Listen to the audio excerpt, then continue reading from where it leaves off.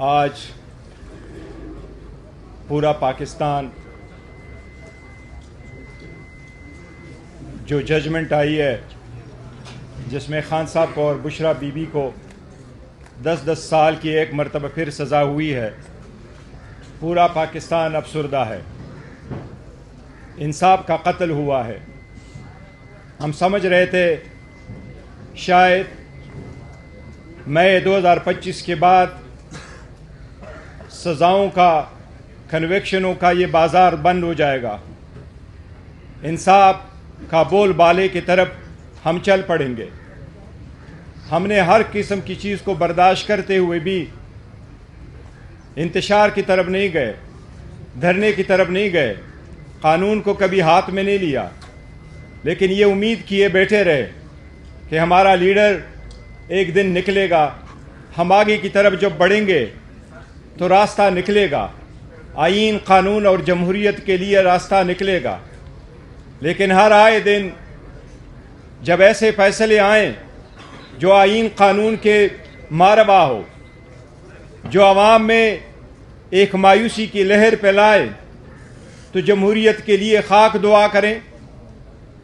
ہم پستیت کے خلاف لڑ رہے ہیں۔ کل ہمارے لیڈرشپ کو سزا ہوئی، میں نے اس پہ ٹویٹ کیا کہ ان کو مجموعی طور پر 70 سال سزا ہوئی ہے۔ آج ایک اور فیصلہ آنے والا ہے، اس میں اس لیڈرشپ کو پھر وہی توقع کی جاتی ہے کہ 10 سال کی سزا ہوگی۔ منڈے کو ان کے خلاف ایک اور کیس آ رہا ہے، جج صاحب کہہ رہے ہیں میں اس میں بھی ججمنٹ دوں گا، 70 سال ان کو کمپلیٹ ہو جائے گا۔ بشرا بی بی اور خان صاحب کو بھی 60 سال کی سزا پوری ہو گئی ہے، 7 اور کیسز لیڈرشپ کے باقی ہے۔ اگر اس میں بھی 10 سال کی سزا ہو جائے تو مجموعی طور پر 140 سال کی سزا ہوگی۔ کب تک یہ سزائیں ہوگی؟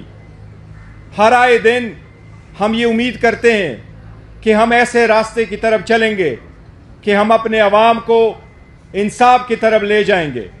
ججز محفوظ نہیں رہے، سول ججز محفوظ نہیں رہے، ڈسٹرکٹ ججز نہیں رہے، سپریم کورٹ کے ججز نہیں رہے، ہائی کورٹ کے ججز نہیں رہے، لیڈرشپ نہیں رہی، جو پارلیمان کے اندر ہے وہ محفوظ نہیں رہے۔ تو اس ملک میں لٹرلی اسد کیسر صاحب بار بار کہہ رہے ہیں، اور میں اکثر ان کو کہتا ہوں کہ نہ کہو، لیکن مجبوری ہے کہ یہ کہنا پڑتا ہے کہ باقی ملک میں لٹرلی مارشل لا ہے۔ اگر عدالت انصاف نہ کر سکے، جج اپنے آپ کو عدالتوں میں پروٹیکٹ نہ کر سکے، عوام عدالت کے سامنے اوپن کورٹ میں اپنے آپ کو پروٹیکٹ نہ کر سکے، تو وہاں عدلیہ بے معنی ہو جاتی ہے۔ اگر وہ اپنا تحفظ نہ کر سکے تو آئین قانون کی بالادستی کیسے کریں گے؟ یہ کیس جس میں سزا ہوئی، میں اس کی مختصر تفصیل آپ کو بتاتا ہوں۔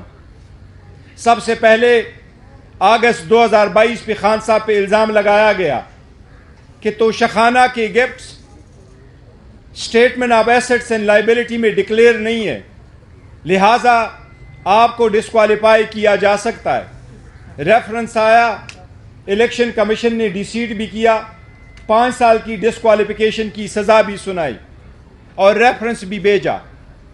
کمپلینٹ پھر آئی دوسری مرتبہ اسی جرم پہ، اور ہمایون دلاور صاحب کے سامنے ٹرائل چلا۔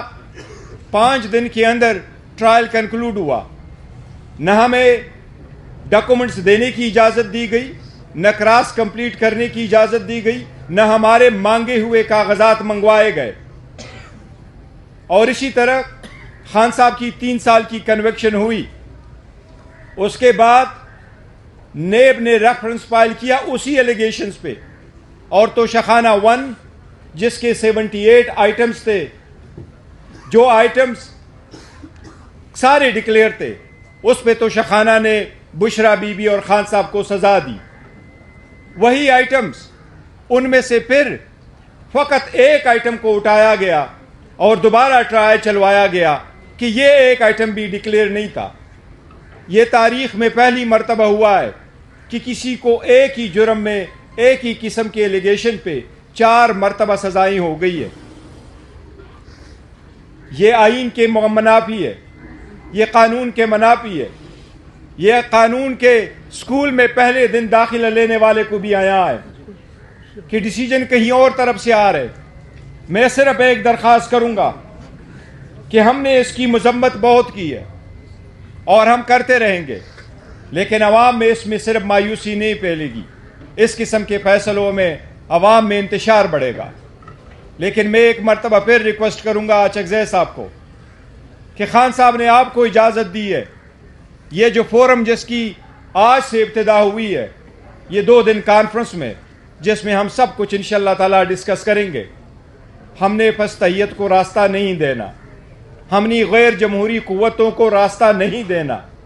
ہم نے اس لیے کبھی بھی پیسفل پروٹیسٹ کا راستہ نہیں چھوڑنا. ہم نے کبھی بھی ان لوگوں کو راستہ نہیں دینا جو کہتا ہے سب کچھ اپ سائڈ ڈاؤن ہو جائے. میں ان سے یہ ریکویسٹ کروں گا کہ اس نیگیٹو میں بھی پازیٹیو چیزیں ڈھونڈے تاکہ عوام اور قوم کے لیے کوئی راستہ نکلے. خان صاحب اگر جیل میں ہیں تو وہ جرم کی سزا نہیں کاٹ رہے، وہ عوام کی آزادی کے لیے ہم بیٹھے ہیں. جب عوام کو آزادی ملے گی تو وہ لیڈر باہر ہوں گے. مجھے امید ہے انشاءاللہ تعالی وہ دن بہت جلد آئے گا. ہم کوشش کریں گے انشاءاللہ تعالی کہ وہ ہمیں دن جلد نصیب ہو. ہم کوشش کر رہے تھے کہ شاید 2026 میں جب ہم انٹر ہوں گے تو ایک نئے سال کے ساتھ، ایک نئی امید کے ساتھ، ایک نئی راہ لے کے ہم جائیں گے. بٹ انفارچونیٹلی کچھ ایسے لوگ ہیں جو ہمارا راستہ روک رہے ہیں.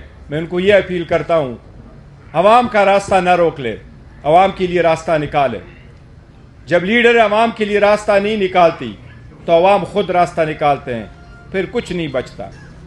کوشش کریں کہ راستہ نکلے بجائے اس کے کہ لوگ جیلوں میں بند رکھیں. Thank you so very much.